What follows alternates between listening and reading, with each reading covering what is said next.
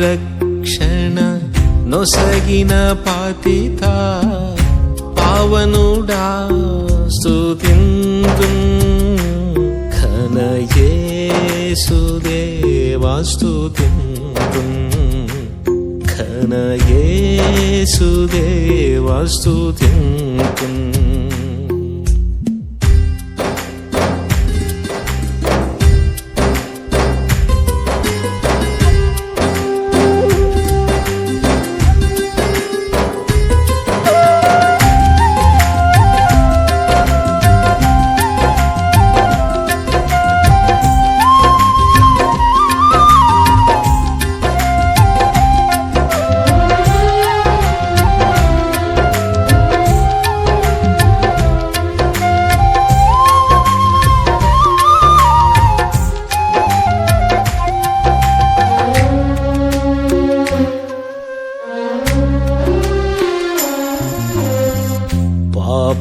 పాపులగావను పరమ తండ్రి నిన్ను లోకంబున కంపెనుగా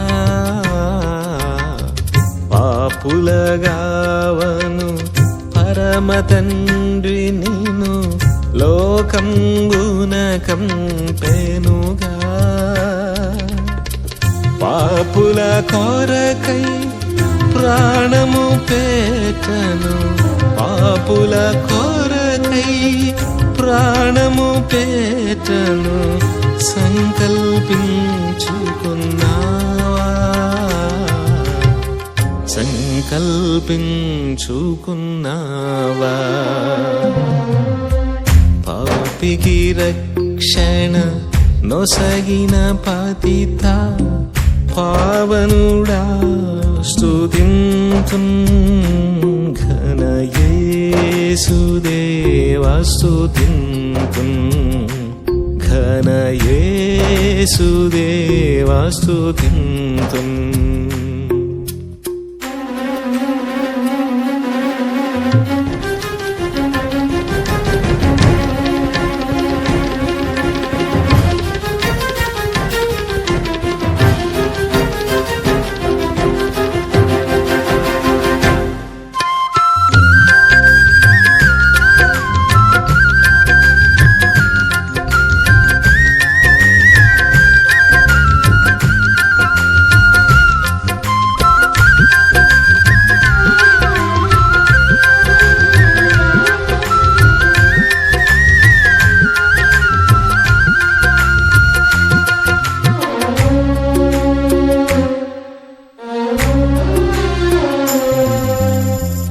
నీతి సూర్యుడా నిర్మల యశుడా నిజముగా ఇమ్మానుయేలు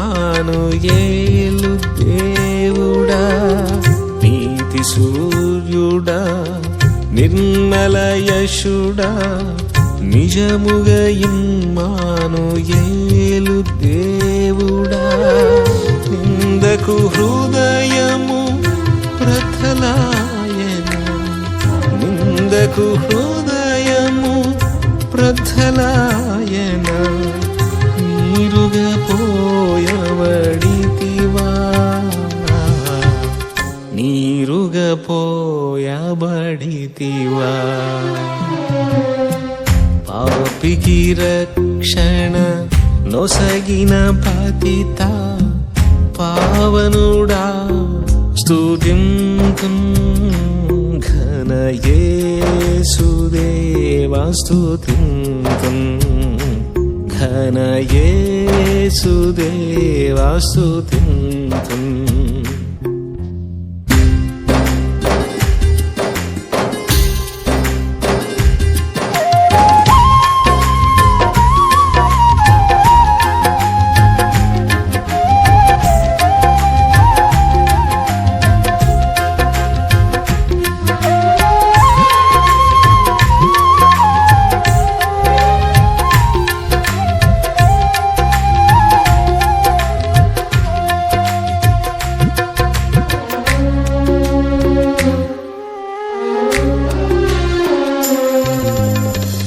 ఎంతటి ప్రేమ ఎంతటి శాంత మెటుల వర్ణింతును దేవా. ఎంతటి ప్రేమ ఎంతటి శాంత మెటుల వర్ణింతును దేవా. పావన చరిత పరమదయాళు, పావన చరిత పరమదయాళు. వందనమిదే గైకొనుమా, వందనమిదే గైకొనుమా. పాపికి రక్షణ నొసగిన పతిత పావనుడా స్తుతింతుం. ఘన యేసుదేవా స్తుతింతుం, ఘన యేసుదేవా స్తుతింతుం. పాపికి రక్షణ నొసగిన పతిత పావనుడా స్తుతింతుం. ఘన యేసుదేవా స్తుతింతుం, ఘన యేసుదేవా స్తుతింతుం.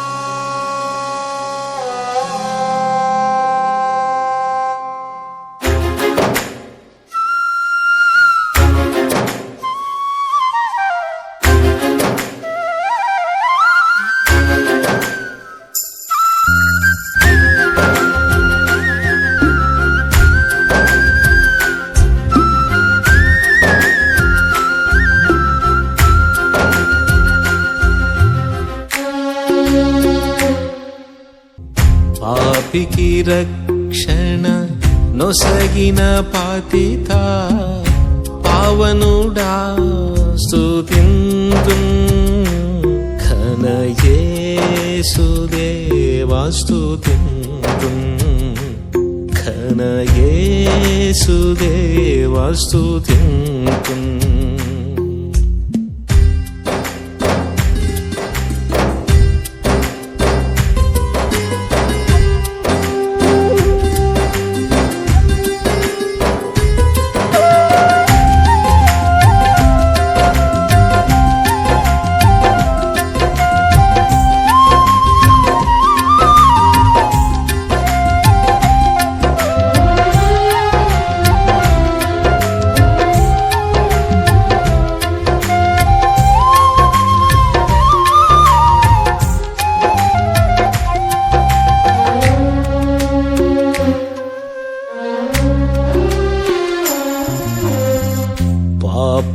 పాపులగావను పరమ తండ్రి నిన్ను లోకంబున కంపెనుగా. పాపులగావను పరమ తండ్రి నిన్ను లోకంబున కంపెనుగా. పాపుల కొరకై ప్రాణము పెట్టను, పాపుల కొరకై ప్రాణము పెట్టను. సంకల్పించుకున్నావా, సంకల్పించుకున్నావా. పాపికి రక్షణ నొసగిన పతిత పావనుడా స్తుతింతుం. ఘన యేసుదేవా స్తుతింతుం, ఘన యేసుదేవా స్తుతింతుం.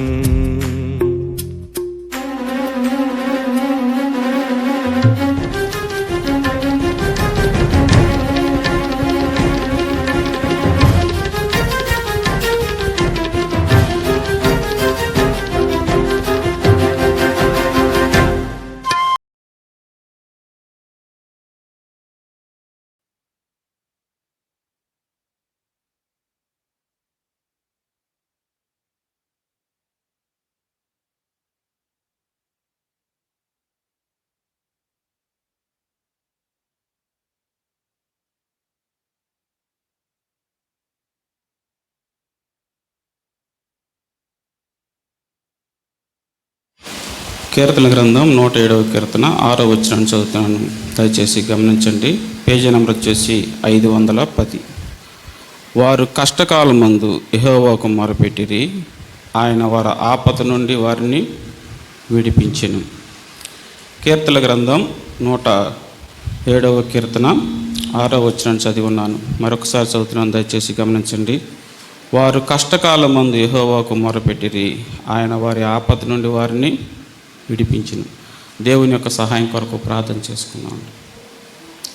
కృపగల తండ్రి, జాలిగల దేవా, మా యేసుక్రీస్తు ప్రభువా, మీ నామలో మరొకసారి వందనములు, స్తుతులు, స్తోత్రం చెల్లిస్తున్నాం నాయన. ఈరోజు ఈ ఉదయకాలం యొక్క ఆరాధన కొడుకులో నిబిడలను పడుతున్న మమ్మల్ని అందరూ నడిపించారు, అందుకు స్తోత్రాలు. ఆరాధనలో ఒక భాగంగా మీరు మహిమ పొందారని మేము నమ్ముతున్నాం తండ్రి.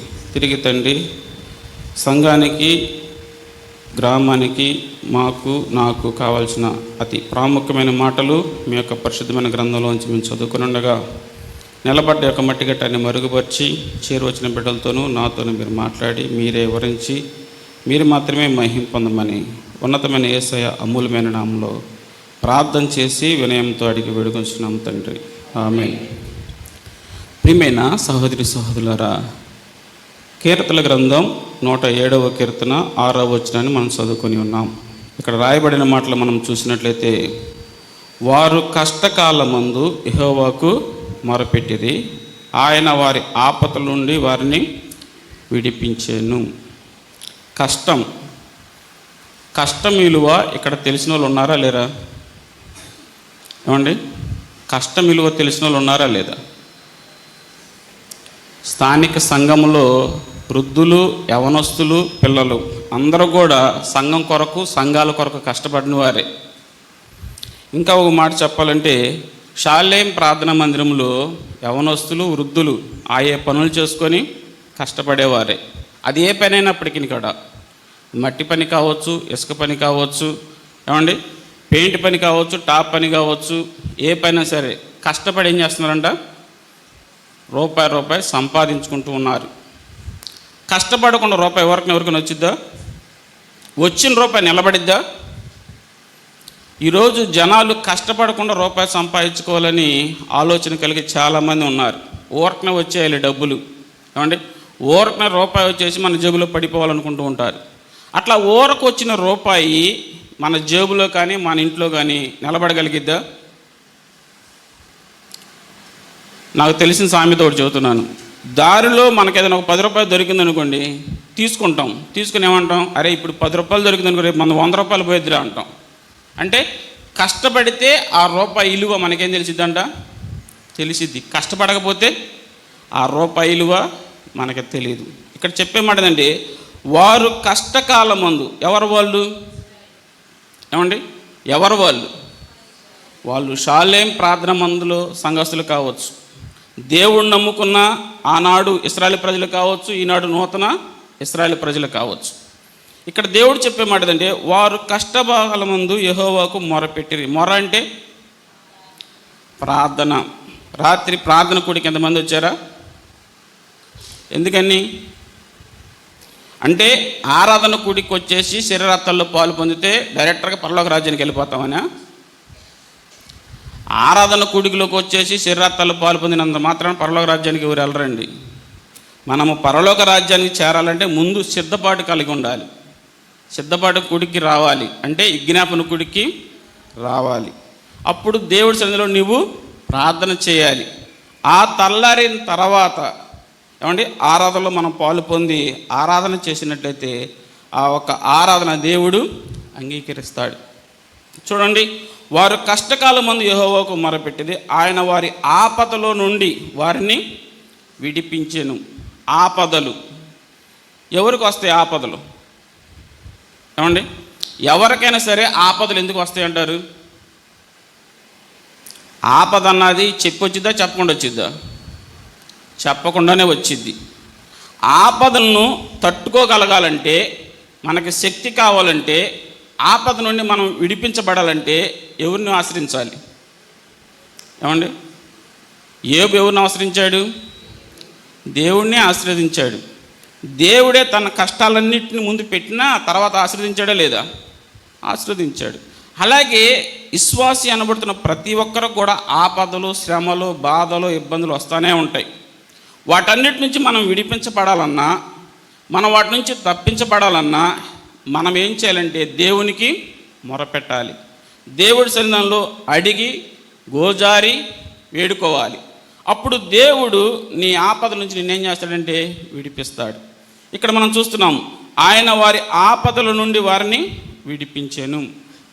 పరిశుద్ధమైన బైబిల్ గ్రంథంలో చాలామంది కష్టకాలంలో ఉండి దేవునికి మొరపెట్టారు, ఆపదలో ఉండి దేవుడిని ప్రార్థించారు. వారందరికి కూడా దేవుడు సహాయం చేసి వారిని విడిపించి ఈరోజు మనకు వారిని మాదిరిగా ఉంచాడు.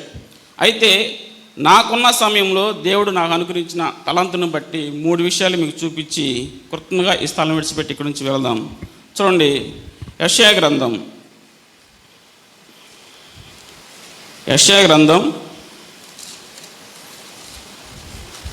37వ అధ్యాయం 1వ వచనం, పేజీ నెంబర్ వచ్చేసి 598. హిజ్కియా ఇని చింపుకొని తన బట్టలు చింపుకొని గోనిపట్ట కట్టుకొని యెహోవా మందిరమునకు పోయి చాలయ్య. హిజ్కియా విని తన బట్టలను చింపుకొని గోనిపట్ట కట్టుకొని యెహోవా మందిరమునకు పోయి. ఇతనికి ఏ కష్టం వచ్చింది? ఇప్పుడు ఏ బాధ కలిగింది? ఏ ఇబ్బంది కలిగింది? ఎవరికైనా ఏదైనా కష్టం వచ్చినప్పుడు ముందుగా వచ్చేది కన్నీళ్ళు, లేదా నాకు పలానా కష్టం వచ్చింది, పలానా ఇబ్బంది వచ్చిందని చెప్పి వెళ్ళి ఇతరులతో చెప్పి పంచుకుంటారు. దేవుడి మందిరానికి వెళ్తారా? తొందరగా దేవుడి మందిరానికి వెళ్ళడానికి ఇష్టపడరు. ఎందుకో తెలుసా? వారికి వచ్చిన కష్టాన్ని బట్టి, ఇబ్బందిని బట్టి ఎదుటివాడికి చెప్పి సహాయం కోరుకోవటానికే ఇష్టపడతారు. అంతేగాని దేవుడి మందిరానికి వెళ్ళరు. దేవుడి మందిరానికి ఎప్పుడు వెళ్తారా అంటే ఇంకా ఎవరి వల్ల కూడా కాలేదన్నప్పుడు, ఎవరు సహాయం చేయట్లేదన్నప్పుడు అప్పుడు దేవుడి మందిరానికి వెళ్ళి పాస్టర్ గారికో, పాస్టర్ అమ్మకో, స్థానిక సంఘస్థులకో చెప్తారు. అయితే ఇక్కడ చూడండి, హిజ్కియా విని తన బట్టలను చింపుకొని గోనిపట్ట కట్టుకొని యెహోవా మందిరమునకు పోయి. హిజ్కియాకు ఇంత కష్టమే వచ్చింది. హిజ్కియా అంటే ఎవరు అసలుకి? రాజు. ఇతని పరిపాలన చాలా చక్కగా ఉందా, చెడ్డగా ఉందా? చాలా చక్కగా ఉంది. ఇతడు పరిపాలన చేసిన మొట్టమొదటి దినాల్లోనే విగ్రహారాధనలను తీసివేసి పడవేసి దేవుడని యెహోవాని మాత్రమే ఆశ్రయించి దేవుడి మందిరాలు తెరిచి ఆ మందిరంలో ఆరాధన జరిపించిన వాడు, దేవుణ్ణి గణపరిచిన వాడు. మరి అటువంటి గొప్ప సేవకుడికి ఈరోజు ఏం కష్టం వచ్చింది? ఏం ఇబ్బంది కలిగింది? ఇతడు ఎందుకు దేవుడి మందిరానికి వెళ్ళి ఆయన దేవుడి సన్నిధిలో ప్రార్థన చేయడానికి ఇష్టపడుతూ ఉన్నాడు? దేవుడి మందిరానికి ఎవరైనా ఎందుకు వెళ్తారండి? ఈరోజు దేవుడి మందిరానికి ఉదయం పొద్దున్నే రెడీ అయ్యి ఎందుకు వచ్చి ఉంటారు? ఆరాధన చేయాలి, దేవుడి శరీరాల్లో పాలు పొందాలి, పరలోక రాజ్యానికి వెళ్ళాలని. ఏమండి, కొంతమంది వారికి ఉన్న బలహీనత నుంచి విడిపించబడాలని, దేవుడికి చెప్పుకోవాలని దేవుడి మందిరానికి వెళ్తారు. మరి హిజ్కియా ఎందుకు వెళ్ళాడు దేవుడి మందిరానికి? హిజ్కియాకి ఆయన దగ్గర ధనం లేదా, ఆరోగ్యం లేదా, దగ్గర సైన్యం లేదా? ఉన్నారు, సైనికులు ఉన్నారు, ధనం ఉంది, చాలా గొప్ప హోదాలో ఉన్నాడు. కానీ ఈరోజు హిజ్కియా తన బట్టలను చింపుకుంటూ ఉన్నాడు. బట్టల్ని మనుషులు ఎప్పుడు చింపుకుంటారు? ఒక మనిషి బట్టల్ని ఎప్పుడు చింపుకుంటాడు అంటే, ఒక మనిషికి వినకూడని సంఘటన, జరగకూడని సంఘటన, భయంకరమైన సంఘటన జరిగినప్పుడు ఆ వ్యక్తి గుండె పగిలిపోయి జుట్టు పీక్కుంటారు. ఏమండి, బట్టలు ఒంటి మీద ఉన్నాయో లేవో అని చూడకుండా పడేసుకుంటూ ఉంటారు. సేవకులు చెప్తుంటే విన్నాను, గండూరి బాలసంగాడి కుమారుడు హాస్పిటల్లో ఉన్నప్పుడు అతడు ఇటో అటో ఉన్నాడని చెప్పగానే వాళ్ళ అమ్మగారు నడి రోడ్డు మీద పడి జుట్టు పీక్కుంటా బట్టలు ఎట్టు పడ్డాయి కూడా చూసుకోకుండా అంగలారుస్తూ ఉంది. అంటే ఆమె హృదయంలో ఒక బాధ కలిగింది కాబట్టి ఆమె బాధపడుతూ ఏడుస్తూ ఉంది. అట్లాగే హిజ్కియా కూడా బట్టలను చింపుకొని ఎందుకు దేవుని మందిరానికి వెళ్తూ ఉన్నాడు? దేవుని మందిరానికి ఎందుకు వెళ్ళాలి? ఇతను రాజు కదా. దేవుని మందిరానికి వెళ్ళకుండా కోటలోనికి వెళ్ళి మంత్రి గారిని పిలవచ్చుగా, సైన్యాధిపతిని పిలవచ్చుగా, సైనికుల్ని పిలవచ్చుగా. ఏదైనా సమస్య వచ్చినప్పుడు ఇదిగో ఇది వచ్చింది ఇలా చేద్దామని మంత్రి గారిని అడిగితే సలహా ఇస్తాడు కదా. లేదా సైన్యాధిపతిని కాకపోతే మంత్రిని అడిగిన సలహా ఇస్తాడుగా. మరి వాళ్ళందరి మీద ఆధారపడ్డా? దేవుని మందిరానికి పోయాడా అంటే హిజ్కియాను మనం చూస్తున్నాం. హిజ్కియా విని తన బట్టలను చింపుకొని గోని పట్ట కట్టుకొని యెహోవా మందిరమునకు పోయి, దేవుని మందిరానికి ప్రజలు రావాలని చెప్పి పెద్ద పెద్ద మందిరాలు కట్టి సేవకులు ఎంతో ప్రయాసపడుతూ ఉంటే ఈరోజు దేవుని మందిరాలు చాలా ఖాళీగా కనబడతా ఉన్నాయి. ఎందుకంటే కుదిరితే వస్తాం, కుదరకపోతే రాము, లేదా అవసరం ఉంటే వస్తాం, అవసరం లేకపోతే రామన్నట్టుగా ఉంటూ ఉన్నారు. ప్రియమైన సహోదరు సహోదరులారా, దేవుని మందిరానికి ప్రజలు ఎందుకు వెళ్ళాలి అంటే భక్తుడైన దావీదు చెప్తూ ఉంటాడు, దేవుని మందిరానికి వెళ్దామని ప్రజలు నాతో చెప్పినప్పుడు నేనేమి అయ్యాను? సంతోషించాను. దేవుని మందిరానికి వెళ్ళడానికి సంతోషం కావాలి. నీలో ఉన్న బాధను వేదనను దేవుడికి చెప్పుకోవడానికి నువ్వు పరుగులెడుతూ రావాలి. ఇక్కడ హిజ్కియా దేవుడి మందిరానికి పోయాడు. ప్రియమైన సహోదరి సహోదరులారా, చాలామంది చెబుతారు దేవుని మందిరానికి మాత్రమే వెళ్ళి ఎందుకు ప్రార్థన చేయాలి, ఇంట్లో చేసుకోకూడదా అంటారు. హిజ్కియా ఇప్పుడు దేవుడి మందిరానికి ఎందుకు వెళ్ళాడు? ప్రార్థన చేయడానికి వెళ్ళాడు. మనలో కొంతమంది ఇలా అంటూ ఉంటారు, దేవుడు మందిరానికి వెళ్ళి చేస్తేనే ప్రార్థన దేవుడు వింటాడా, ఇంటికాడ చేసుకుంటే దేవుడు ప్రార్థన వినడా అని. ఇంటికాడ చేసుకునే ప్రార్థన ఇంటికాడ చేయాలి. ఏమండి, దేవుడి మందిరంలో చేసే ప్రార్థన దేవుడి మందిరంలో చేయాలి. హిజ్కియా కోటలోకి వెళ్ళి మంత్రినో సైన్యాధిపతినో సలహా అడగట్లేదు. ఇతడు దేవుడి మందిరానికి వెళ్ళి దేవుడికి తనకొచ్చిన బాధను కష్టాన్ని తెలియపరుచుకుంటూ ఉన్నాడు. మనమైతే ఎవరికి తెలియపరుచుకుంటాం? ఏమండి, మనకు వచ్చిన కష్టాన్ని ఎవరికి తెలియపరుచుకుంటాం? భార్యకు వస్తే భర్తకు తెలియపరుచుకుంటాం, భర్తకు వస్తే భార్య, వాళ్ళిద్దరూ తెలియపరుచుకుంటారు. ఇంకా అధికంగా ఉందనుకో పిల్లలకు చెప్పుకుంటారు, అరే అబ్బాయి ఇంత కష్టంగా ఉన్నాం, ఇది కొనలేము, ఇది ఇప్పలేము అని చెప్పి పిల్లలకు చెప్పుకుంటారు. అంతేగా నలుగురు చెప్తారా? ఇక్కడ హిజ్కియా మంత్రిని, సైన్యాధిపతిని, సైనికుల్ని, ఇంట్లో వీళ్ళెవ్వరిని సంప్రదించట్లేదు. ఎమ్మడనే దేవుడి మందిరానికి వెళ్ళాడు. చూడండి, బట్టలు చింపుకున్నాడు, గోనిపట్ట అంటే బట్టలని తీసేసి గోనిపట్ట చుట్టుకున్నాడు, దేవుని మందిరానికి వెళ్ళాడు. దేవుని మందిరానికి వెళ్ళిన ఈయన ఏం చేస్తున్నాడు చూడండి. రాజులకు రాసిన రెండో గ్రంథం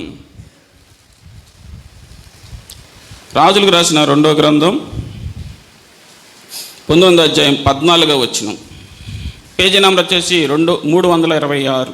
హిజ్కియా దూతల చేతిలో నుండి ఆ ఉత్తరమును తీసుకొని చదివి యెహోవా మందిరములోనికి పోయి యెహోవా సన్నిధిని దాన్ని విప్పి పరచి యెహోవా సన్నిధిని ఎట్లని ప్రార్థన చేసెను. హిజ్కియా దేవుడి మందిరానికి ఎందుకు వెళ్ళాడంటే ప్రార్థన చేయడానికి వెళ్ళాడు.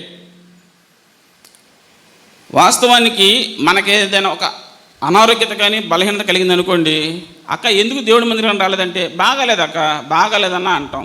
మనం దేవుడి మందిరానికి వెళ్తామా? వెళ్ళాం. కానీ హిజ్కియాకి తల మీద పెద్ద భారం పడింది, చాలా కష్టం వచ్చింది, చాలా ఇబ్బంది వచ్చింది. అయినప్పటికీ కూడా ఈయన ఏం చేస్తున్నాడో తెలుసా? దూతల చేతిలోంచి ఉత్తరం తీసుకున్నాడు. ఈ ఉత్తరం ఏదయ్యా అంటే, ఇప్పుడైతే ఫోన్ కాల్ ఇవి ఉన్నాయి, కానీ అప్పుడులో ఒక దేశం మీదకి ఇంకో దేశం యుద్ధానికి రావాలంటే అదిగోండి అక్కడ రాసి చూసారా, అలా ఒక లెటర్ రాసి ఇచ్చేవాళ్ళు. ఆ లెటర్ని బట్టి యువతలు పంపించిన రాజు అవతలు తీసుకొని దాన్ని చదివి యుద్ధాలకి రెడీ అయ్యేవాళ్ళు. అట్లాగే ఒక రాజు ఈయనకి ఒక లెటర్ పంపించాడు. పంపించడమే కాదు, ఆయన చెప్పిన మాట ఏంటో తెలుసా? ఈ హిజ్కియా ఇశ్రాయేలు ప్రజలందరినీ కూడా మోసం చేస్తున్నాడు. ఏమని మోసం చేస్తున్నాడో తెలుసా మీకు? అదిగో యెహోవా ఉన్నాడు, యెహోవా మిమ్మల్ని ఆశీర్వదిస్తాడు, యెహోవాయే దేవుడు అని చెప్పి మోసం చేస్తూ ఉన్నాడు. మీకేదైనా ఆపదకాలం కష్టం వచ్చినప్పుడు యెహోవా చేతులు ఎత్తేసాడు, యెహోవా లేడని చెప్పి మిమ్మల్ని మోసపుస్తాడు. కాబట్టి ఆయన మాటలు నమ్మొద్దు. నేను మీ దేశం మీదకి యుద్ధానికి వస్తున్నాను, మిమ్మల్ని అందరూ కూడా హతమారుస్తాను అంటున్నాడు. అంటే ఇంతకుముందు కొన్ని దేశాలు ఆయన జయించున్నాడు. ఇప్పుడు ఆయనే ఈ ఇశ్రాయేలు ప్రజల మీద కూడా యుద్ధానికి రావడానికి ఇష్టపడుతున్నాడు. అయితే ఆ మాటలన్నీ కూడా హిజ్కియా విన్నాడు. కాబట్టి యెహోవాను ఇంత మాట అంటాడని చెప్పి ఏం చేయాలో తెలియక అతను ఏం చేశాడు? బట్టలు చింపుకొని గోని పట్ట కట్టుకొని దేవుడి మందిరానికి వెళ్ళి దేవుడి సన్నిధానంలో అతను పంపించిన లెటర్ని పరిసి ప్రార్థన చేస్తూ ఉన్నాడు. ప్రియమైన సహోదరి సహోదరులారా, పరిశుద్ధమైన బైబిల్ గ్రంథాలు మనం ఇలా చూస్తూ ఉంటాం. నిన్నేమి పట్టణస్తులు కూడా బట్టలు చింపుకొని దేవుడి సన్నిధిలో ప్రార్థన చేశారా లేదా? గోని పట్టలు కట్టుకొని ఉపవాసం ఉండి ప్రార్థనలు చేశారు. ఆ ప్రార్థన దేవుడు విన్నాడు. అలాగే ఇతను కూడా దేవుడి మందిరానికి వెళ్ళి ఆ ఒక లెటర్ను తీసి దేవుడి మందిరంలో పరిచి ఇలాగని ప్రార్థన చేస్తూ ఉన్నాడు.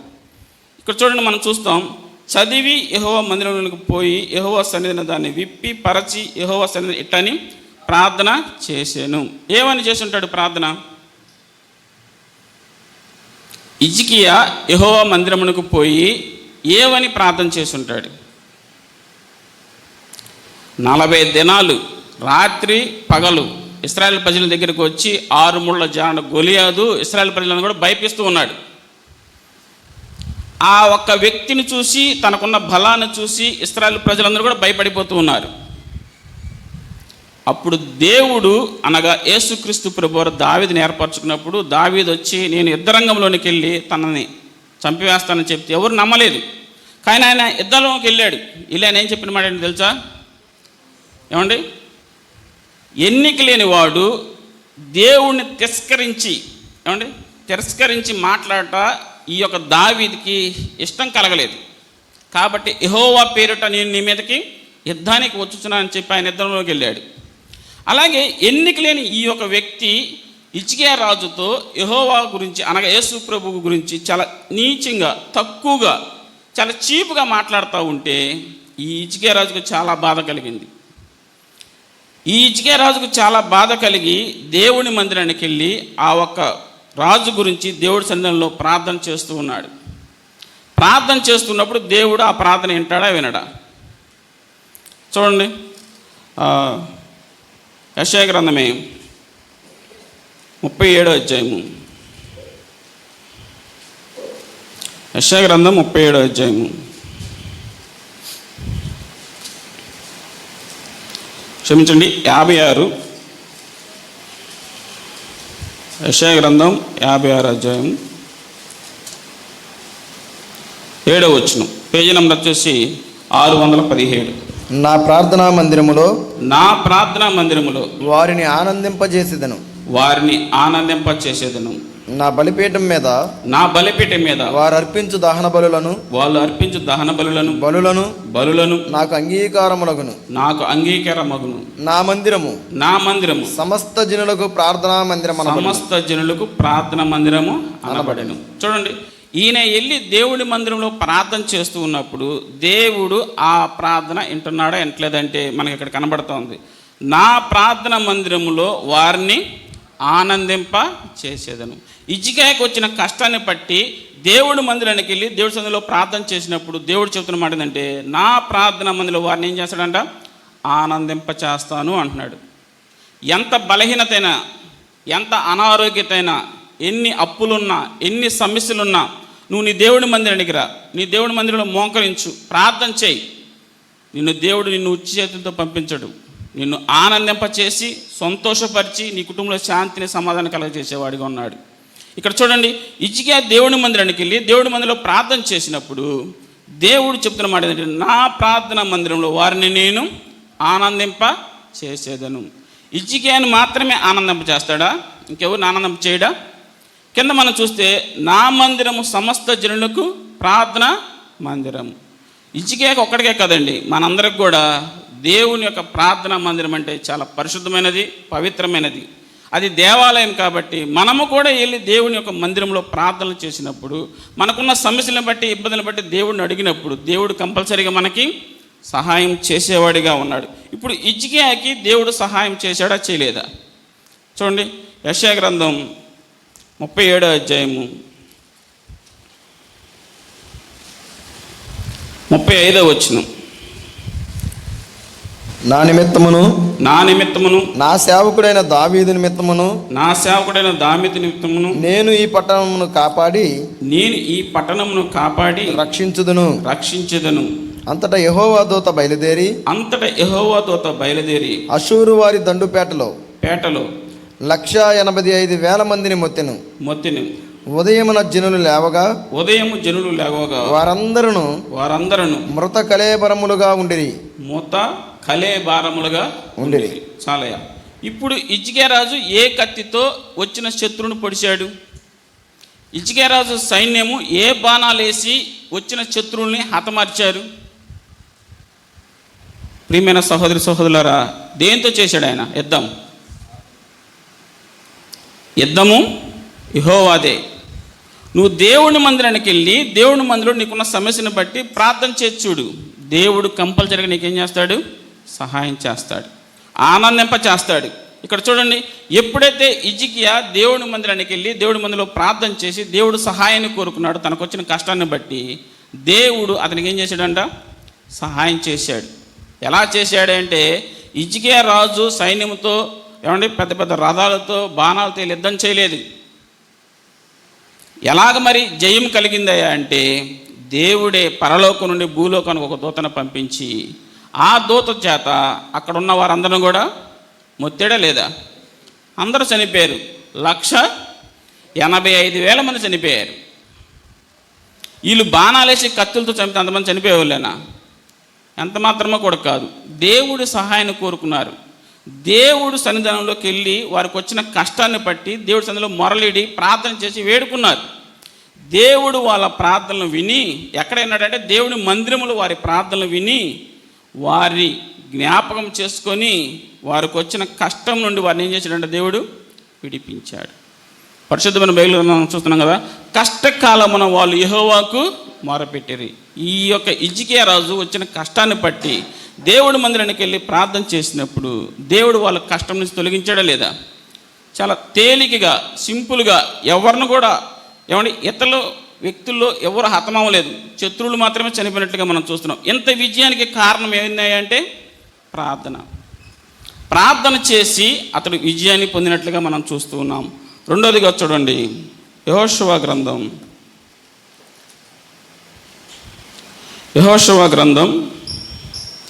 7వ అధ్యాయము 6వ వచనం, పేజీ నెంబర్ వచ్చేసి 181. యెహోషువ తన బట్టలు చింపుకొని తానును ఇశ్రాయేలీల పెద్దలను సాయంకాలం వరకు యెహోవా మందసము ఎదుట నేల మీద ముఖములను మోపుకొని తమ తలల మీద ధూళి పోసుకొనుచు అయ్యో ప్రభువా యెహోవా మమ్మును నశింపజేయునట్లు అమోరీయుల చేతికి మమ్మును అప్పగించుటకు ఈ జనులను ఈ యొర్దాను నీవెందుకు దాటించితివి? మేము యొర్దాను అవతల నివసించుట మేలు. ప్రభువా కనికరించుము. ఇశ్రాయేలీలు చాలయ్యా కనికరించుము అంటే యెహోషువ కూడా ఏం చేస్తా ఉన్నాడు? తన బట్టలను చించుకుంటూ ఉన్నాడు. ఇతనికి ఏం కష్టం వచ్చింది? హిజ్కియా రాజు కంటే కష్టం వచ్చింది కాబట్టి ఆయన యెహోవా మందిరానికి వెళ్ళాడు, ప్రార్థన చేశాడు, విజయాన్ని పొందుకున్నాడు. మరి యెహోషువకి ఏం కష్టం వచ్చింది? హిజ్కియా రాజు కాబట్టి ఆయన కింద ఉన్న పరిపాలన ఉన్న ప్రజలందరూ కూడా కాపాడాల్సిన బాధ్యత ఆయనది కాబట్టి ఆయన పనిచేసి ప్రజలందరి ప్రాణాలు కాపాడాడు. మరి ఇక్కడ యెహోషువ ఎందుకు తన బట్టలను చింపుకొని మందసము ఎదుట సాగిలిపడి ప్రార్థన చేస్తూ ఉన్నాడు? ఈ రోజుల్లో దేవుని మందిరాలు ఉన్నాయి కాబట్టి దేవుడి మందిరానికి వెళ్ళి ప్రార్థన చేస్తున్నారు. ఆ రోజుల్లో యెహోషువ కాలంలో దేవుడి మందిరాలు లేవు. గుడారం వేసుకునేవాళ్ళు, మందసాన్ని అందులో పెట్టేవాళ్ళు, దాని దగ్గరికి వెళ్ళి ప్రార్థనలు చేసేవాళ్ళు. కాబట్టి యెహోషువ మందసము ఎదుట అనగా దేవుని ఎదుట సాగిలిపడి తన బట్టలను చింపుకొని ప్రార్థన చేస్తూ ఉన్నాడు. ఈయనకేం కష్టం వచ్చింది అంటే, ఇశ్రాయేలు ప్రజల్లో 36 మంది చనిపోయారు. ఇశ్రాయేలు ప్రజల్లో 36 మంది చనిపోయారు. వారి భార్యలు బిడ్డలు యెహోషువ దగ్గరికి వచ్చి తన తోటి సహోదరులందరూ కూడా వచ్చి రోధిస్తూ ఉన్నారు. అయ్యో మా తోటి సహోదరులు చనిపోయారు, నువ్వు చెప్తేనే కదా వెళ్ళారు అని చెప్పి ఆయన దగ్గరికి వచ్చి రోధిస్తున్నప్పుడు ఈ యెహోషువ అనగా నాయకుడైన యెహోషువ దేవుని మందసం ఎదుట తన బట్టలను చింపుకొని అంగలారుస్తూ కన్నీరు కారుస్తూ దేవుడి సన్నిధిలో ప్రార్థన చేస్తూ ఉన్నాడు. ఈయనకు వచ్చిన కష్టం చూడండి. ఈయన వాస్తవానికి నాయకుడిగా ఉన్నాడు. ఏదైనా ఒక దేశం మీదకి యుద్ధానికి వెళ్ళాలంటే దేవుడి సన్నిధానికి వెళ్ళి దేవుడిని సంప్రదించి దేవుడు వెళ్ళమంటే వెళ్ళాలి, లేకపోతే అలా ఉండాలి. వీళ్ళు ఏం చేశారంటే కొంతమందిని పంపించినప్పుడు ఏగుల వారిని వాళ్ళు వెళ్ళి చూశారు. అది చాలా చిన్న పట్టణము కాబట్టి ఆ పట్టణం మీదకి అంతమంది వెళ్ళాల్సిన పని లేదు, 2-3 వేల మంది వెళ్తే చాలు, వాళ్ళందరం కూడా హతమార్చేయవచ్చు అని చెప్పితే సరే చంపేయచ్చు అన్నాడు. చంపేయచ్చు, తేలిగ్గా చంపేస్తాం అన్నారు ఇశ్రాయేలు ప్రజలు. సరే వెళ్ళండి అన్నాడు. వీళ్ళందరూ కూడా వెళ్ళారు. వీళ్ళు ఏమయ్యారంటే 36 మంది. శత్రువుని ఎప్పుడు కూడా తక్కువ అంచనా వేయకూడదు. అయితే వీళ్ళు తక్కువ అంచనా వేశారు. అది చిన్న పట్టణమే, చాలా తక్కువ మందే ఉన్నారు, వీళ్ళని మనం సులువుగా చంపివేయచ్చు అనే ఆలోచన కలిగి వెళ్ళి వారి చేతులు ఏమయ్యారంట, 36 మంది చనిపోయారు. ఈ 36 మంది చనిపోయినప్పుడు యెహోషువ చేస్తున్న పని ఏంటో తెలుసా? దేవుని మందసము ఎదుట తన బట్టలను చింపుకొని ఏమండి అంగలారుస్తూ తన ముఖాన్ని నేలను మోపుకొని ఏడుస్తూ ప్రార్థన చేస్తూ ఉన్నాడు. మరి ఈ ప్రార్థన దేవుడు వింటాడా? కంపల్సరిగా వింటాడు.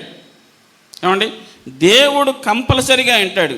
చూడండి, కీర్తన గ్రంథం 34వ కీర్తన. కీర్తన గ్రంథం 34వ కీర్తన 6వ వచనం, పేజీ నెంబర్ వచ్చేసి 468. ఈ దీనుడు మొరపెట్టగా యెహోవా ఆలకించెను. అతని శ్రమలన్నింటిలో నుండి అతన్ని రక్షించెను. ఈ దీనుడు మొరపెట్టగా అంటే ఎవరు ఈ దీనుడు? యెహోషువ. దేవుని మందసం ఎదుట, దేవుని ఎదుట తను తగ్గించుకొని ఆయన పాదముల మీద సాగిలిపడి మొరలెట్టి ప్రార్థన చేశాడు. ఈ దీనుడు మొరపెట్టగా యెహోవా ఆలకించెను. యెహోషువ ప్రార్థన దేవుడు ఆలకించినప్పుడు మన ప్రార్థన దేవుడు ఎందుకు వినడు? వింటాడా వినడా? ఏలియా కూడా మన వంటి స్వభావం గలవాడే. ఆయన ప్రార్థింపగా వర్షము కురవలేదు, ఆయన ప్రార్థింపగా వర్షము మరలా కురిసింది. మరి మన ప్రార్థన దేవుడు ఎందుకు వినడు? మన ప్రార్థన కూడా దేవుడు కంపల్సరిగా వింటాడు. కాకపోతే మన ప్రార్థనలో యథార్థత ఉండదు, పరిశుద్ధత ఉండదు. మన ప్రార్థన ఎలా వింటాడు? కొంతమంది చెబుతుంటారు, అయ్యా నేను ఎప్పటి నుంచో దేవుడి సన్నిధిలో ప్రార్థన చేస్తున్నాను, కానీ దేవుడు నా ప్రార్థన వింటలేదు, నాలో ఉన్న బలహీనతను తీసివేయట్లేదని. దేవుడు కొన్నిసార్లు సమయాన్ని ఇస్తాడు. అపోస్తులైన పౌలు దేవుని మందిరంలో దేవుని సేవకుల్ని ఎంతోమందిని తీసుకెళ్ళి ఈడ్చుకెళ్ళి ఎంతో శ్రమలు చేసినట్లుగా మనం చూస్తాం. కానీ ఒకగానొక దినాన దేవుడు అతనికి ప్రత్యక్షమై అతను మార్చినప్పుడు, అతడు దేవుని సేవకుడిగా నిలబడ్డప్పుడు, సేవ చేస్తూ ముందుకెళ్తున్నప్పుడు ఎన్నోసార్లు దెబ్బలు తిన్నాడు. ఏమంటే ఎన్నో శ్రమలకు గురైనట్లుగా చూస్తాం. అతడంట ముమ్మారు నేను దేవుడి సన్నిధిలో ప్రార్థన చేసింది. దేనికోసం ప్రార్థన చేశాడంటే తన కడుపులో ఒక ముళ్ళు ఉందంట, ఆ ముళ్ళు తీసేయమని ప్రార్థన చేశాడు. దేవుడు చెప్పిన మాట ఏంటి? నా కృప నీకు చాలు. దేవుడికి అసాధ్యం కాదు, అది తీసేయలేడు. దేవుడు తలుచుకుంటే ముళ్ళుని, దేవుడు తలుచుకుంటే కంపల్సరిగా ముళ్ళుని తీసేయవచ్చు. కానీ దేవుడు చెప్పిన మాట ఏంటో తెలుసా? నా కృప నీకు చాలు. అంటే అతన్ని ఓదారుస్తున్నాడు. అయ్యా నా కృప నీకు ఎప్పుడు తోడుగా ఉంటుంది. అది అలా ఉన్నాయి. మనిషి అన్నాక శ్రమలు, బాధలు, ఇబ్బందులు లేకపోతే ఏమండి దేవుడు ఎవరో అంటారంట. పరిశుద్ధమైన బైబిల్ గ్రంథంలో ఉంటుంది, ప్రభువా నాకు తినగలిగిన అన్నం మాత్రమే దయచేయి, నాకు ఉండటానికి మాత్రం ఎక్కువగా ఇచ్చాననుకో దేవుడు ఎవడో అంటాను అని చెప్పి భక్తుడైన సొలొమోను రాజు అంటాడు. ప్రియమైన సహోదర సహోదరులారా, కాబట్టి ఏ బలహీనత ఎప్పుడు తీసివేయాలో దేవునికి కంపల్సరిగా తెలుసు. కాబట్టి ఇక్కడ ఇతడు ప్రార్థన చేస్తూ ఉన్నప్పుడు ఆ సమయము రానే వచ్చింది. అతనితో దగ్గరికి వెళ్ళి దేవుడే చెప్తున్నాడు, అయ్యా యెహోషువ ఎందుకు నా దగ్గరికి వచ్చి నేలను మొహం మోసుకొని కన్నీరు కార్చి ప్రార్థన చేస్తావు? ఇశ్రాయేలు ప్రజల్లో ఒకడు తప్పు చేశాడు. ఆ తప్పును బట్టే ఇశ్రాయేలు ప్రజల్లో కొంతమంది అనగా 36 మంది చనిపోవడానికి కారకుడయ్యాడు. కాబట్టి ఆ తప్పును సరిదిద్దుకో అని చెప్పినప్పుడు ఆయన వెళ్ళి ఆ తప్పును సరిదిద్దుకున్న తర్వాత మరలా దేవుడి సన్నిధానికి వెళ్ళి ఇతడు వెళ్ళి ప్రార్థన చేసినప్పుడు దేవుడు అతనికి ఒక ఉపాయం చెప్తాడు.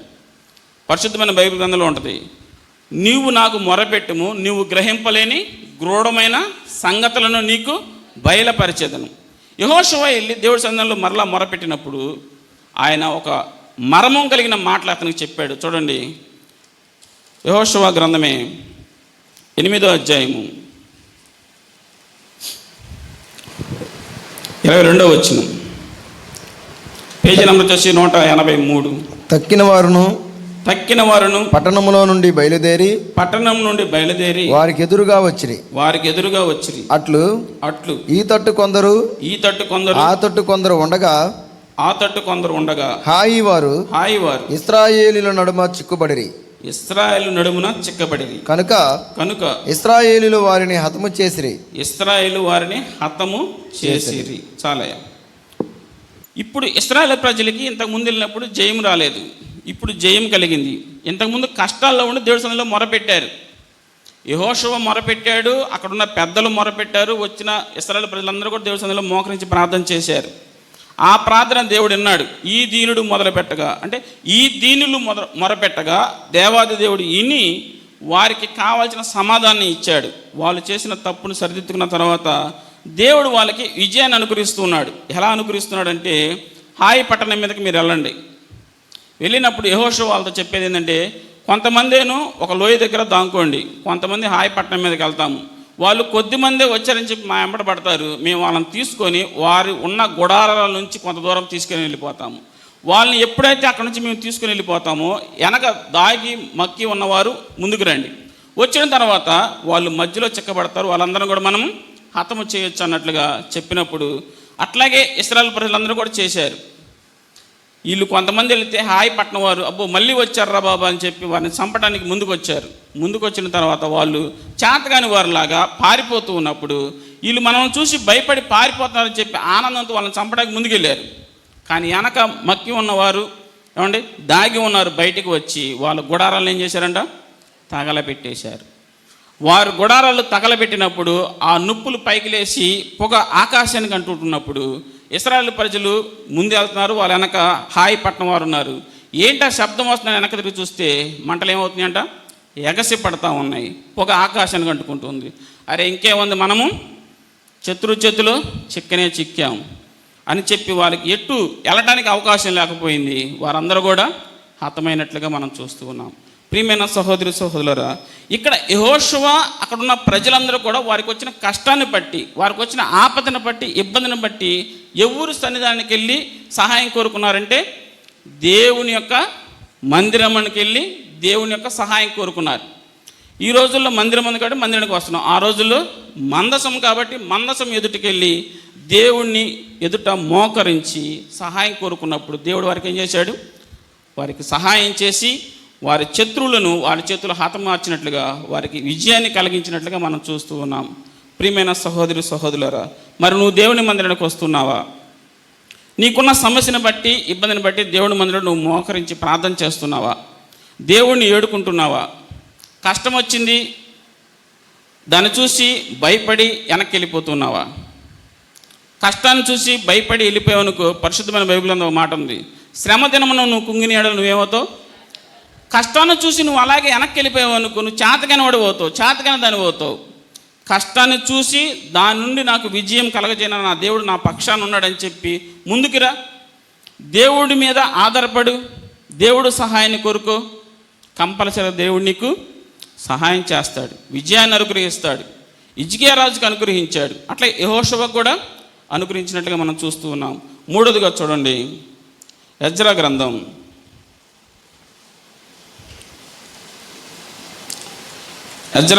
9వ అధ్యాయము 5వ వచనం, పేజీ నెంబర్ వచ్చేసి 399.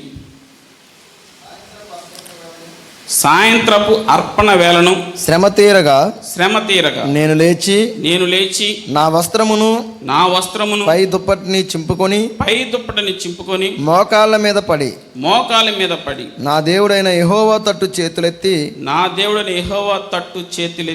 నా దేవా నా ముఖము నీ వైపు ఎత్తుకొనుటకు సిగ్గుపడి దీనుడనై ఉన్నాను.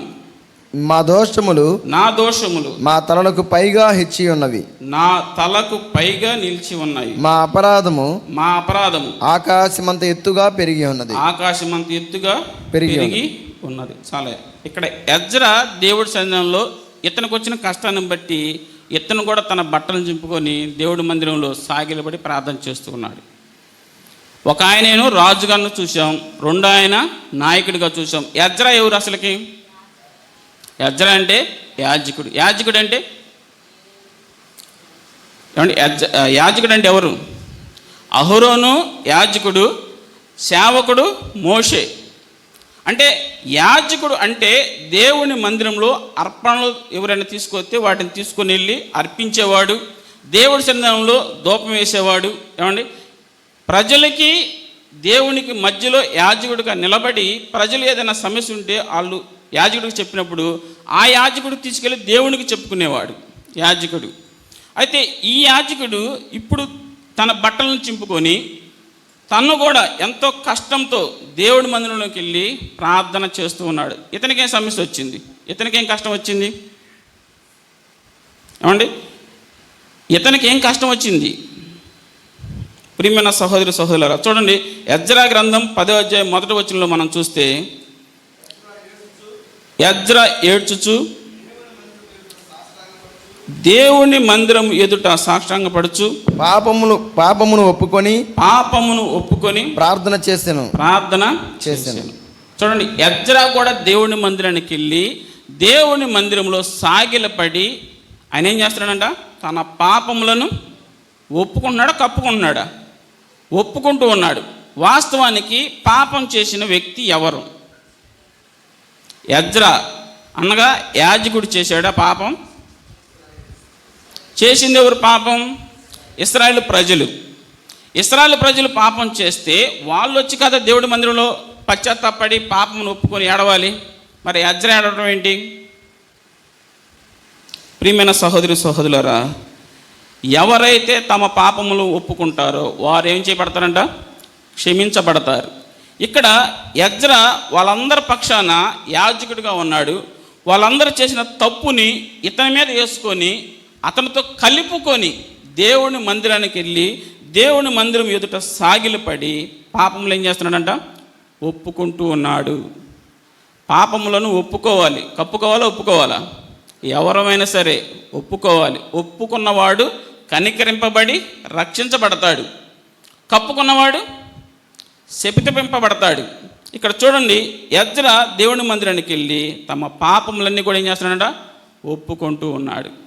వాస్తవానికి ఎజ్రా ఎటువంటి పాపం చేయలేదు, ఎటువంటి దోషము చేయలేదు, ఎటువంటి అన్యాయము చేయలేదు. అతడు చాలా యథార్థపరుడుగా ఉన్నాడు. పరిశుద్ధమైన బైబిల్ గ్రంథం ఆయన ఆనాడు ఉన్న ఆజ్ఞ పుస్తకాన్ని చదువుతూ ఉన్నాడు. అయితే పాపం చేసిన వారు ఎవరయ్యా అంటే ఇశ్రాయేలు ప్రజలు. అయితే ఈ ఇశ్రాయేలు ప్రజల పక్షాన ఎవరు వెళ్ళి ఏడిసి ప్రార్థన చేస్తున్నారు? ప్రియమైన సహోదరి సహోదరులారా, ఒక్కొక్కసారి చూడండి, స్థానిక సంఘములో ఎవరైనా ఏదైనా కుటుంబం రాకపోయినా, ఏదైనా కుటుంబానికి బలహీనత కలిగి అనారోగ్యతతో దేవుడి మందిరానికి వెళ్ళకపోయినా సేవకులు భారంతో కన్నీరు కార్చి ప్రార్థన చేస్తూ ఉంటారు. ఎందుకని ఆ ప్రార్థన చేస్తారు? ఎందుకు చేస్తారా అంటే బాధ్యత. వాళ్ళ మీద ఏముంది? భారం. సేవకుల మీద ఆ బాధ్యత భారం ఉంటుంది.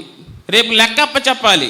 కాబట్టి ఆ కుటుంబం ఎందుకు రాలేదో, ఆ కుటుంబంలో ఏ బలహీనత కలిగిందో, ఆ కుటుంబంలో ఏ సమస్యలు ఉన్నాయో అని చెప్పి తెలుసుకొని సేవకుడు ఏం చేస్తాడంటే ప్రభు యొక్క పాదాలు పట్టుకొని కన్నీరు కార్చి దేవుడి మందిరంలో వేడుకుంటూ ఉంటాడు. సేవకుడు తప్పు చేయడు. తోటి సహోదరుడు చేసిన తప్పును బట్టి యేసుక్రీస్తు వారి యొక్క పాదాలు పట్టుకుని సేవకుడు కన్నీరు కార్చి ప్రార్థన చేస్తాడు. అప్పుడు సేవకుడు చేసిన ప్రార్థన, సంఘస్థులు చేసిన ప్రార్థన, నీవు మనందరం చేసిన ప్రార్థన కూడా దేవుడు వింటాడా వినడా? కంపల్సరిగా వింటాడు. ఇక్కడ ఎజ్రా ఎటువంటి తప్పు చేయలేదు, ఎటువంటి పాపం చేయలేదు. కానీ తనకొచ్చిన కష్టాన్ని బట్టి, అంటే ఇశ్రాయేలు చేసిన పాపాన్ని బట్టి, తమకొచ్చిన కష్టాన్ని బట్టి దేవుని మందిరానికి వెళ్ళి దేవుని ఎదుట సాగిలపడి పాపములను ఒప్పుకొనుచు, ఏమండి, పాపములను ఒప్పుకొనుచు దేవుని మందిరంలో ప్రార్థన చేస్తూ ఉన్నాడు. మరి ఆ ప్రార్థన దేవుడు వింటాడా వినడా? కంపల్సరిగా దేవుడు వింటాడు. నేను ఇంతసేపు ఎందుకు చెప్తున్నానంటే దేవుని మందిరానికి కంపల్సరిగా ప్రజలు వెళ్ళాలి. దేవుని మందిరంలో చేసే ప్రార్థన దేవుని మందిరంలో చేయాలి. ఇంటికాడ చేసే ప్రార్థన, వ్యక్తిగతంగా చేసుకునే ప్రార్థన ఎవరిదో వాళ్ళకు ఉంటుంది. కానీ దేవుని మందిరంలో చేసే ప్రార్థన దేవుని మందిరంలోనే చేస్తేనే దేవుడు వింటాడు. ఇప్పుడు నాకు బలహీనత ఉంది, నేను ఇంట్లో చేసుకుంటున్నా ప్రార్థన, సంఘాసులకు తెలిసిద్దా? నా బలహీనత తెలియాలంటే ఎక్కడికి వస్తే తెలిసిద్ది? మా అన్నయ్యకో మా వదినకో తెలిస్తే తెలిసిపోద్దా? లేదా నా తోటి తిరిగే తోటి సహోదరు తెలిస్తే తెలిసిపోద్దా? ఎప్పుడు ఆ ప్రార్థనకు ప్రతిఫలం వచ్చిందంటే సంఘంలోనికి వచ్చి సంఘస్థులకు చెప్పినప్పుడు, సంఘ కాపరముకు చెప్పినప్పుడు వాళ్ళందరూ ఎత్తి ప్రార్థన చేసినప్పుడు, ఏమండి, ఆ ప్రార్థన దేవుడు కంపల్సరిగా పలానా సహోదరికి బాగాలేదు, పలానా తల్లికి బాగాలేదు, కాబట్టి ఆ ప్రార్థన నేను వినాలని చెప్పి దేవుడు ఆలకించి కంపల్సరిగా సహాయాన్ని దేవుడు చేసేవాడిగా ఉన్నాడు. ఇక్కడ ఎజ్రా దేవుడి మందిరానికి వెళ్ళి ఏడ్చుచూ సాగిలిపడి దేవుడి మందిరంలో ప్రార్థన చేస్తూ ఉన్నాడు. ఆ ప్రార్థన కూడా దేవుడు వింటున్నాడు. చూడండి, ఇర్మియా గ్రంథం 33వ అధ్యాయం. ఇర్మియా గ్రంథం 33వ అధ్యాయం 8వ వచనం, పేజీ నెంబర్ వచ్చేసి 657. వారు నాకు విరోధముగా చేసిన పాపదోషము నిలవకుండా వారిని పవిత్రపరుతును. వారు నాకు విరోధముగా చేసిన దోషములన్నింటినీ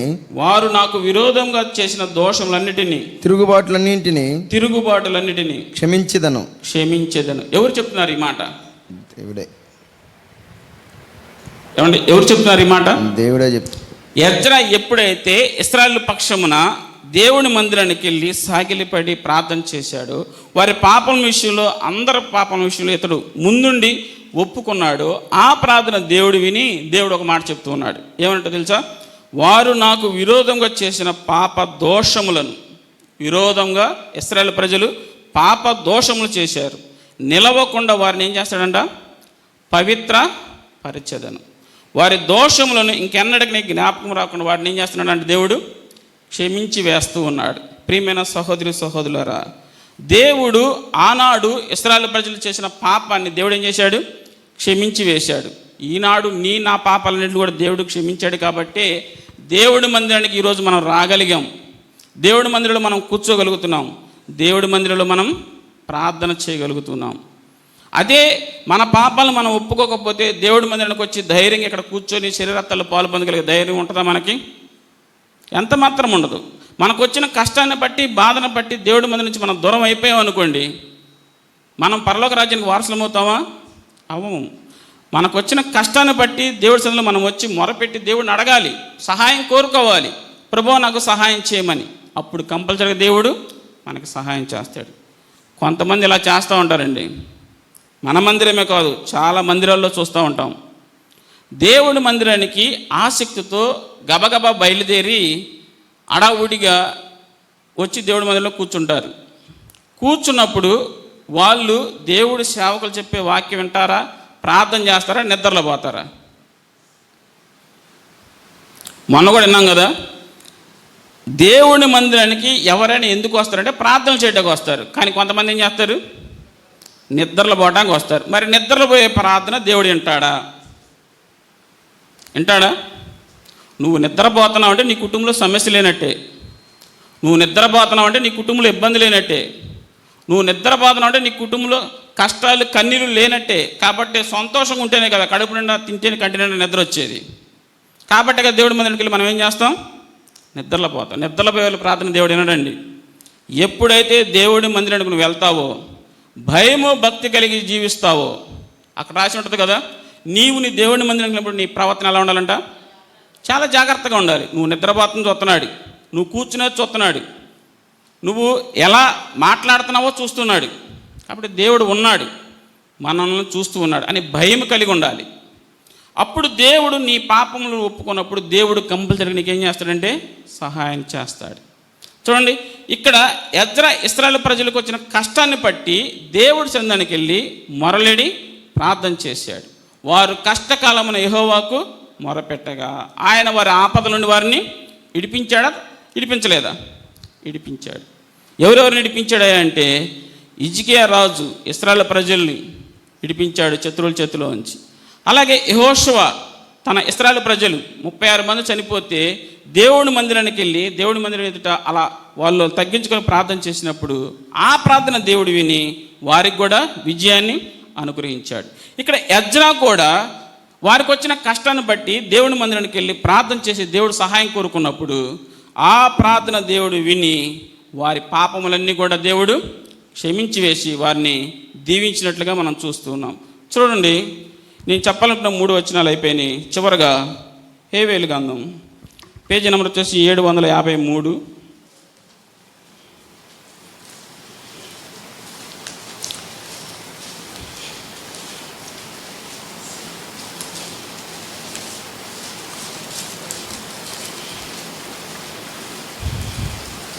2వ అధ్యాయం 13వ వచనం. మీ వస్త్రములను కాక మీ హృదయమును చింపుకొని ఆయన తట్టు తిరుగుడి. హేవేలు గ్రంథం పేజీ నెంబర్ వచ్చేసి 753, 2వ అధ్యాయము 13వ వచనం లాస్ట్లో చదువుతున్నాను. కనుక మీ వస్త్రములను కాక మీ హృదయములను చింపుకొని ఆయన తట్టు తిరుగుడి. చాలా. ఎవరికైనా ఏదైనా ఒక కష్టం వచ్చినప్పుడు మనం ఏం చేయాలంట? మన వస్త్రాలను కాదు, ఆయన తట్టు తిరగాలి.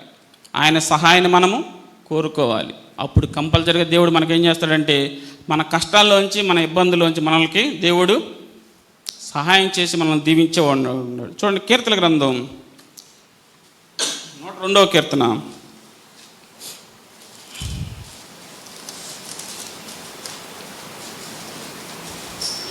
1వ వచనం. యెహోవా నా ప్రార్థన ఆలకింపుము, నా మొర నీ యొద్దకు చేరనిమ్ము. నా కష్ట దినమున నాకు విముఖుడివై ఉండకము. ఉండని. నాకు చెవియొగ్గుము. చాలయ్యా. ఇక్కడ ప్రార్థన చేస్తున్నారు చూడండి. ఏమని చేస్తున్నారంటే, యెహోవా నా ప్రార్థన ఆలకించుము, నా మొర నీ యొద్దకు చేరనిమ్ము. నా కష్ట దినమున. ఎవరికైనా సరే ఒక కష్టం వచ్చినప్పుడు వారికి ఇరుకు చెప్పుకోవటం కాదు, దేవుని మందిరానికి వెళ్ళాలి. దేవుని మందిరంలో దేవుని పాదాలు పట్టుకోవాలి. దేవుడి సన్నిధానంలో ప్రభువా నాకు వచ్చిన కష్టం నుంచి నన్ను విడిపించమని దేవుడు సహాయాన్ని కోరుకోవాలి. దేవుడి మీద ఆధారపడాలి. దేవుడు సహాయాన్ని మనం కోరుకున్నప్పుడు దేవుడు కంపల్సరిగా మనకి మన కష్టాల నుంచి విడిపిస్తాడు. నా చిన్నతనంలో అన్నయ్య నమ్ముకొని దాదాపు 30 సంవత్సరాలు అవుతుంది. మేము 5గురం అయితే ఒక పెళ్ళి అయిపోయింది, 4 ఉన్నాం. 4 ఒక ఇంట్లో ఉన్నాం. అప్పుడు ఆయన పనికి వెళ్తా ఉన్నాడు. శనివారం వచ్చింది. ఈరోజు ఆదివారం వస్తే మనుషులకి ఏంది పండగ ఏమండి? బట్టువాడు వచ్చింది, రూపాయి తెచ్చుకుంటాం, కావాల్సిన తిండి తెచ్చుకొని తింటాం. ఆ రోజు మాకు శనివారం వస్తే పండగ. శనివారం వస్తే ఏంటి పండగ అంటే మాకు కష్టాలకి ఆ రోజు విముక్తి. ఏంటో తెలుసా? అది వారం మొత్తం పిల్లలు కొనుక్కు తింటుంటాం, చూస్తూ ఉండేవాళ్ళని. వాళ్ళని అడిగితే ఇప్పించేవాళ్ళు కాదు. ఎట్టైనా సరే ఏదో ఒకటి కొనుక్కోవాలనుకునేవాళ్ళం. ఆయన మా కష్టాన్ని చూసి, మా పరిస్థితిని చూసి శనివారం నాడు ఆయనకు వచ్చిన పేమెంట్లో కొంత ఏం చేసేవాడంటే, ఒక వారం మేము 4 అయితే 3 జిలేబీలు తెచ్చేవాడు. నాకోటి, మా మేరీకోటి, మా నాగవేనకోటి, 3 తినేవాళ్ళం. మళ్ళా వచ్చేవారం జాంగ్రీలు తెచ్చేవాడు. అది ఆ రోజు 10 రూపాయో పావలా ఉంది నాకు తెలిసి. అది తీసుకొచ్చి ఇస్తే మాకు ఎంత ఉండేదంటే చాలా ఆనందంగా ఉండేది.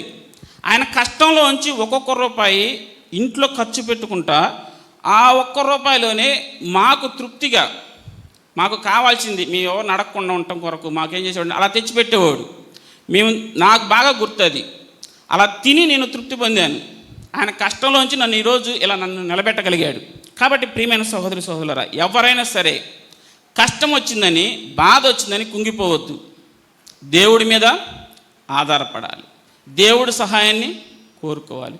అప్పుడు కంపల్సరిగా దేవుడు నేనేం చేస్తాడంటే ఆదుకుంటాడు. దేవుడు పరిశుద్ధమైన బైబిల్లో ఒక మాట చెప్తున్నాడు. నిన్ను పిలిచిన వాడు తలగా ఉంచడానికి పిలిచాడా, తోకగా ఉండడానికి పిలిచాడా? తలగా ఉంచడానికే పిలిచాడు, అంతేగాని తోకగా ఉంచడానికి పిలవలేదు. నిన్ను ఈ లోకంలో అప్పులు పాలు చేయడానికి దేవుడు పిలవలేదు. దేవుడు నిన్ను దీవించడానికే పిలిచాడు. కాబట్టి నీకు వచ్చిన కష్టాన్ని బట్టి, ఇబ్బందిని బట్టి దేవుడు సహాయాన్ని కోరుకొని దేవుడి ద్వారా దీవెనలు పొందేవారికి ఉండాలని ప్రభు నామములో మీ అందరికీ మనం చూస్తున్నాం. నేను చెప్పాలనుకున్న 3 విషయాలు.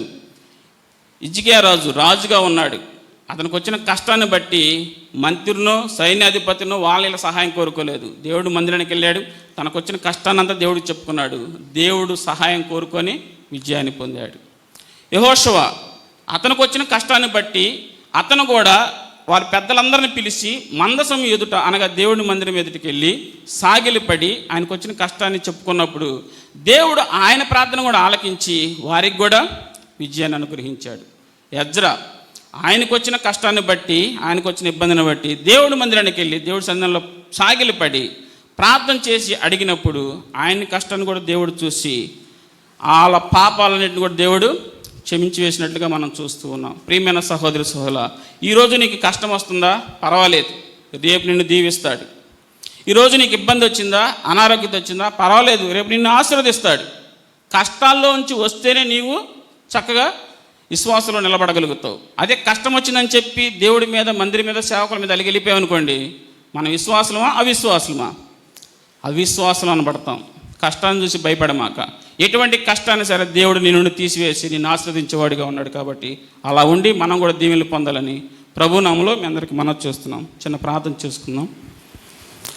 ప్రేమగల తండ్రి, జాలిగల దేవా, మా యేసుక్రీస్తు ప్రభువా, మీ నామములో వందనాలు, స్తుతులు, స్తోత్రములు చెల్లిస్తున్నాము నాయన. ఈ ఉదయకాలం మీ సన్నిధానంలో ఈ యొక్క కూడికలోకి నిబిడనబడుతున్న మా అక్కలను, మా చెల్లెలను, తండ్రులను, తమ్ముళ్లను, అన్నలను నడిపించిన విధానకే స్తోత్రాలు. ప్రభువా, మీ యొక్క గ్రంథంలోంచి మీరు నాతో మాతో మీరు మాట్లాడారు. కష్టకాలమున వారు యెహోవాకు మొరపెట్టగా ఆయన వారికి ఉత్తరం ఇచ్చును, వారి ఆపద నుండి వారిని కాపాడినట్లుగా ప్రభువా, మాతోటి స్థానిక సంఘస్థుల్లో మాలో ఉన్న కష్టాల సన్నిధిలో ప్రభువా ఒప్పుకొంచు ప్రార్థన చేస్తుండగా తండ్రి, మా మొరలు కూడా మీరు విని ఆలకించి ప్రభువా మాలో ఉన్న సమస్యలు కూడా తీసివేసి మీ సన్నిధిలో దీవించబడినట్లు కృప చూపించమని ప్రార్థన చేస్తున్నాం. ఎత్తబడిన వాక్యం మా హృదయాల్లో ఫలింపు చేసినట్లు కృప చూపించమని యేసయ్య ఉన్నతమైన నామములో ప్రార్థన చేసి అడిగి వేడుకొంచున్నాము తండ్రి. ఆమేన్.